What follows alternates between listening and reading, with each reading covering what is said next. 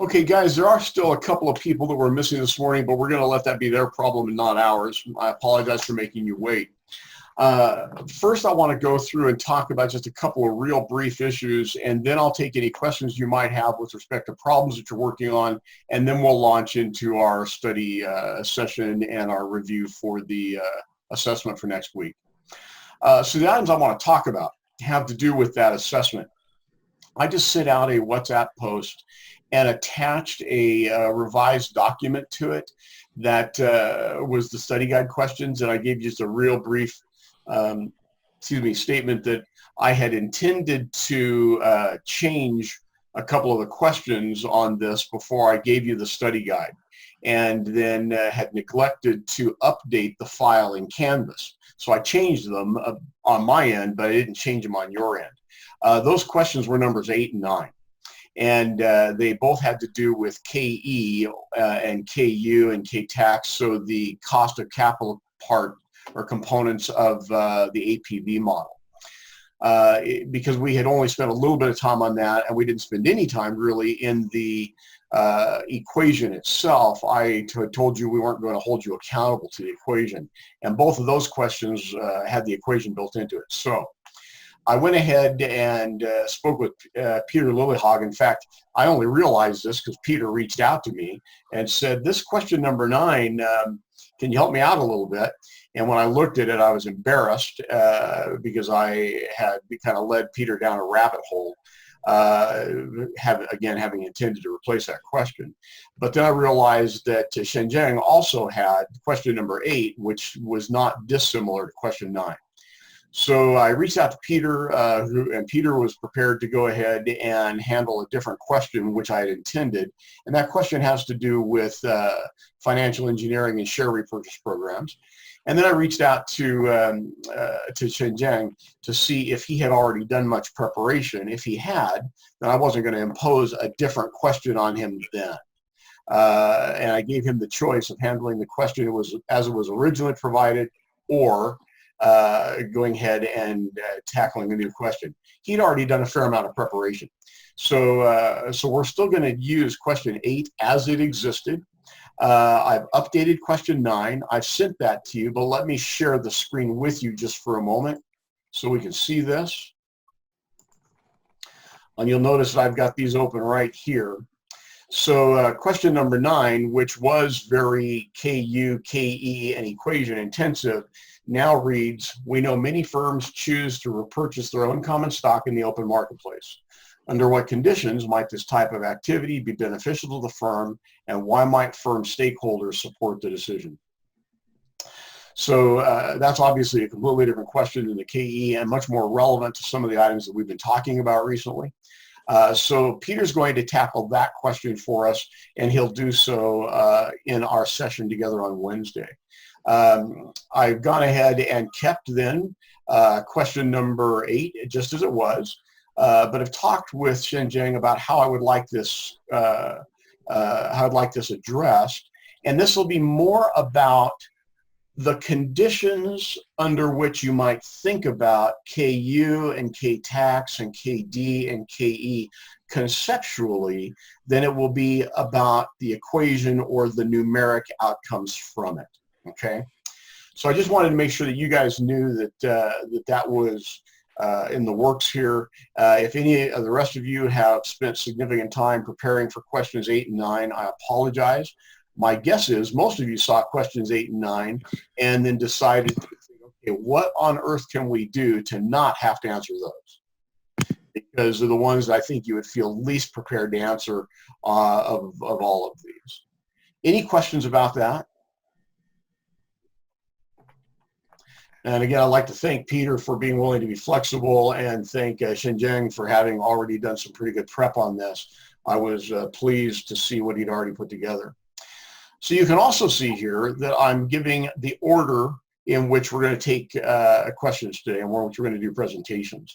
So here I've gone ahead and, just as I said I would do, randomly assigned the presentation order. So Annie, you're going to be up first when we start, which means that you get to get this over with before anybody else does.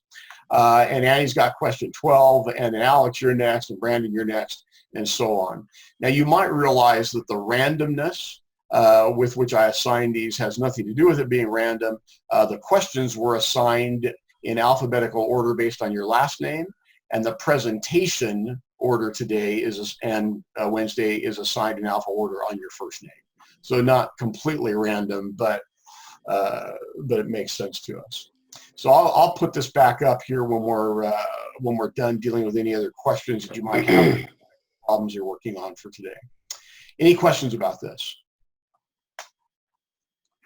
I, of course, will post this to Canvas, or post the recording to Canvas sometime maybe later today, probably not until tomorrow. It takes a while for me to be able to get these things rendered and such.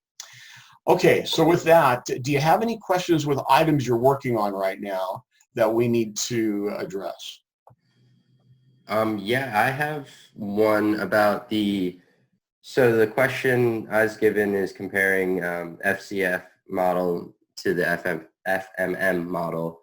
And I understand that the explicit period looks the exact same in the equation we use. And then for the continuation period, I know for FCF, we're using, R minus G over 1 plus whack to the T. And for FMM, we're doing the multiple. So I could see why if R is, less than G, or depending on what R is, we have different outcomes. But with the FMM model, the multiple is kind of more consistent. So is that the primary reason why outcomes might be different when we're getting to the continuing value? Or that's a good question, Fred. So what I'd like to do is, since you're number 4 on our presentation list, what I'd like to do is table the discussion of this to allow you to then present what you have prepared for us, and then we will jointly talk about these things. So we're not simply going to take the presentation and move on to the next, take a presentation and move on. So what we'll do when we get to these is you'll present to us whatever you think the answer is or a good response is, and then I'm going to be asking you guys to ask questions yourselves. I certainly will have some questions to ask.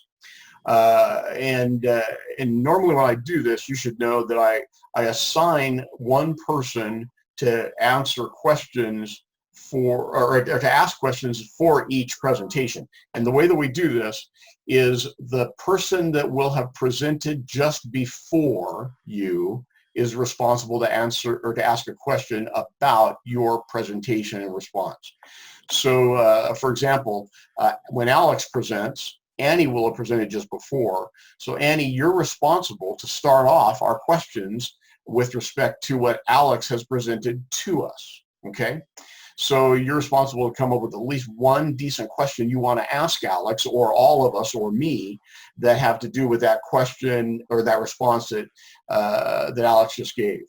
Now, obviously, no one is coming directly before Annie today, so she's first, which means that Ada, you're responsible to ask a question of Annie as it relates to her presentation.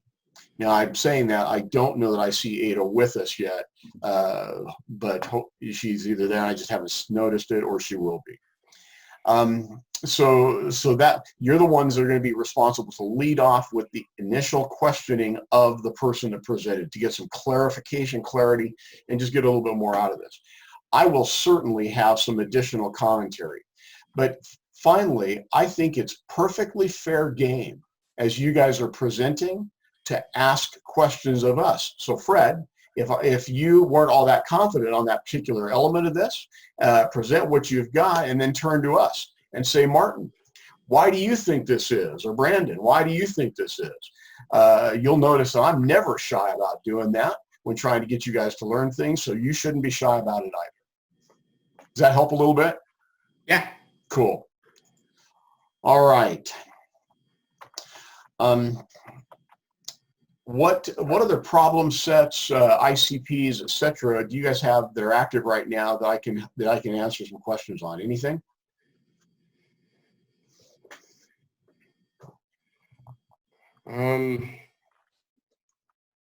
If not, that's fine. I was just personally struggling for the capital components of, and we talked a little bit about it over WhatsApp one-on-one. I was calculating the bond value just like I have in recent and other ICPs, and multiplying that by the number of outstanding bonds, and my numbers weren't lining up with yours. But so which problem set are you referring to, Fred? I think that is here. Let me see. That was the ICP. Let me pull it up.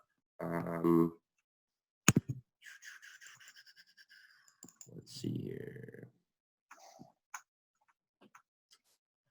That was, let me see. I think it was let me find it. Here we go. The FCF and KVD models, the Central Camp Railroad. Okay, let me pull that up. Yep. And I think it's just going to really come down to the inputs for bond value that I might have mixed. Well, let's look at it for a moment just to make sure that you're conceptually all on the same page with this. So I think what I've got up on screen share, and let me go back to sharing my screen. I think the one I've got up on screen share right now that you're looking at is the one we're talking about, right? Yes. Mm-hmm. Okay.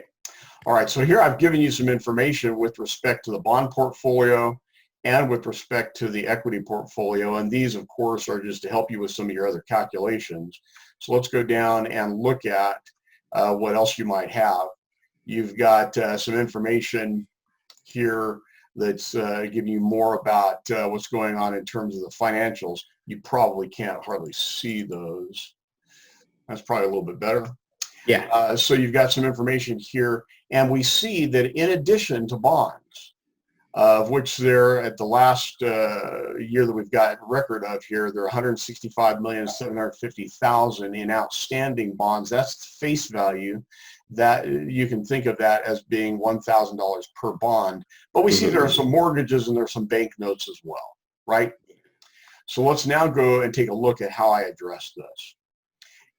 Which question does this come up in? Do you remember? I believe that's I think it's question, yeah. Looks like number one, it has to be. Okay. Yeah, for your debt number, I understand that you take the remaining debt, which might be the credit lines, the mortgages, and I think on that one, I forget exactly what they were, but those other two numbers. And then you calculate your bond value and you multiply that by the number of outstanding bonds, and then you add all of them together. Right.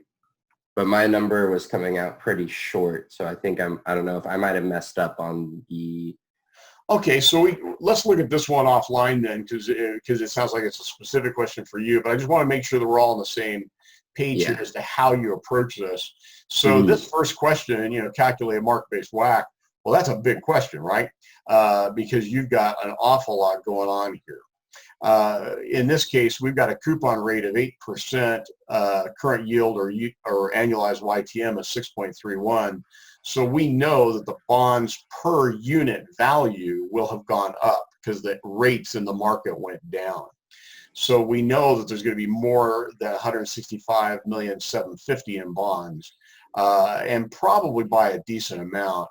But once we identify that value on a per bond basis, then we'll multiply by the number of bonds. Then we'll put that back into the same scale the rest of the financials are on, which I believe is in millions. Nope, it's in real dollars, so you don't have to worry about that. And then we're going to add the mortgages and the bank notes payable to them.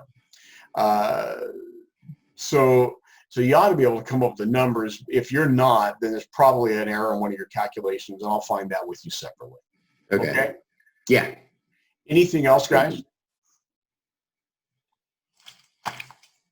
Okay. So hold on. I was just wondering, with this final in-class problem, it talks about doing it in groups. Are we just doing this individually given circumstances? You're talking about the cases?